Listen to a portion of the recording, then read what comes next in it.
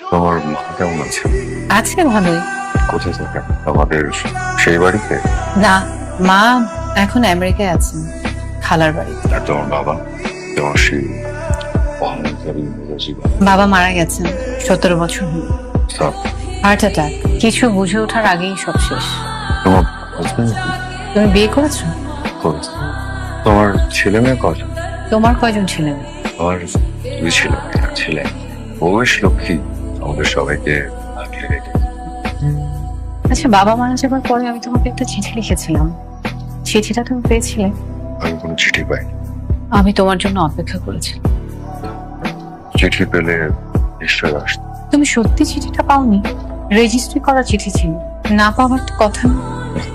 আমি চিঠি আসলে আমাদেরই দুর্ভাগ্য। অবশ্য চিঠিটা না পেয়ে ভালোই হয়েছে। চিঠিটা পেলে তোমাকে আগলে রাখার মতো লক্ষ্মী বউ কোথায় পেতে? তোমাকে তো কথা বলিনি না। তোমার বাবা আমাকে বললেন এইভাবে অপমানটা না করবে। সেদিনের অপমানটা না আমি হয়ে বুঝতে থাক, বাবার উপরে আর কোনো রাগ রেখো, মাফ করে দিও। আমি বুঝতে পেরেছি সেদিন তোমার সম্মানে অনেক লেগেছে। তুমি কিন্তু সেদিন একটা কথা বলো বলতে পারো। এখন আর এসব কথা বলে কি লাভ বলো? যা হবার তা তো হয়েই গেছে। সেই এখন সব কথা বলি যখন এরকম তোমার হাজবেন্ডের সঙ্গে দেখা কি বিদেশে থাকেন, কি মারা গেছেন? সরি। আমি আমি বিয়ে করে নিয়ে আবি।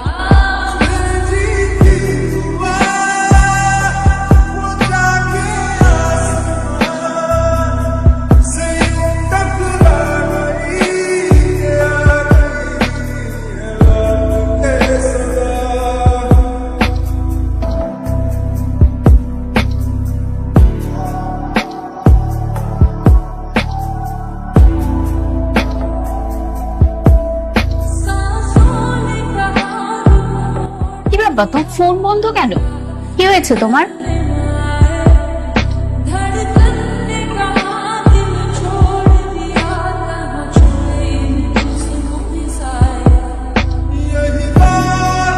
আমি আগের ঠিকানায় আছি, সময় করে এসো একদিন। দুজনে কিছুক্ষণ বসি পাশাপাশি, চেয়ে থাকবো শুধু। চোখে চোখে থাকবে না কোনো কথা কারো মুখে। চোখের জলে ফেলবো মুছে স্বপ্ন যত দেখেছি আমি। সব প্রেম বাঁধে না সুখের ঘর, সব ভালোবাসা জানি হয় না অমর। তবুও কিছু মন সারাটি জীবন রয়ে যায় কাছাকাছি। তোমাকে দেবার মতো কিছুই নেই আমার, শুধু যেন আমি হারিয়ে গেলেও যেন হারিয়ে যাইনি, যেতে পারিনি। আমার শেষ বিশ্বাস সেই প্রথম ভালোবাসার মতো তোমাতেই রেখেছি, তোমারই অজান্তে।